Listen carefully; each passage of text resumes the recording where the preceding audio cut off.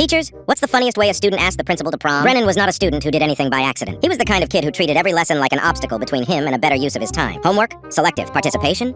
Only if it entertained him. Actual effort? Reserved for things that mattered, which, as far as I could tell, was a very short list. But he was funny, genuinely, infuriatingly funny. And the week before prom, I watched something shift in him. Promposals were happening everywhere. The hallways had turned into a daily performance, and Brennan was watching every single one with this look on his face. Not impressed, not jealous, just scheming. The gears were turning, and I had enough experience with this kid to know that whatever he was planning, it wasn't going to be normal. I just didn't know when. The next morning, we were about 15 minutes into a lesson when his hand went up. Can I make an announcement? No, Brennan. He stood up anyway. I don't know why I was surprised. I really don't. He reached under his desk and pulled out a handwritten poster. White cardboard, red marker, hearts drawn in the corners. He held it up and turned it slowly toward the back of the room, and I swear every single student saw it before I did, because the room exploded before I even had a chance to read it. Will you go to prom with me? Mr. Patterson? I spun around. Mr. Patterson, the principal, was standing in my doorway mid-walkthrough, clipboard in hand, looking at that poster like he had walked into a room that should not exist. The class was gone. Completely gone. Kids were grabbing each other's arms, covering their mouths, shaking. Someone's chair scraped back. A girl in the front row put her head on her desk, and Brennan, without a single moment of hesitation, got down on one knee. Mr. Patterson did not move. He stood in that doorway holding his clipboard, and for 10 full seconds, he said absolutely nothing. The class got louder. Brennan stayed on the floor, head tilted, waiting. Then, without changing his expression even slightly, Mr. Patterson looked Brennan dead in the eyes and said, "I'll think about it." Walked out, didn't smile, didn't laugh, just closed the door behind him like he hadn't just delivered the most perfectly timed response in the history of this school. The room caved in. I had to turn around and face the whiteboard because there was nothing else I could do. I was done. Completely done. My hand was over my mouth and I was doing that silent shaking laugh where no sound comes out but your whole body is involved. Brennan got sent to the office about 4 minutes later. He was gone for 20 minutes. And when he came back, the room went quiet immediately, everyone watching. He walked to his seat, sat down, set his backpack on the floor, folded his hands on the desk, and said, completely flat. He said, "No, I have never, in 16 years of teaching, had to fight that hard to keep it together."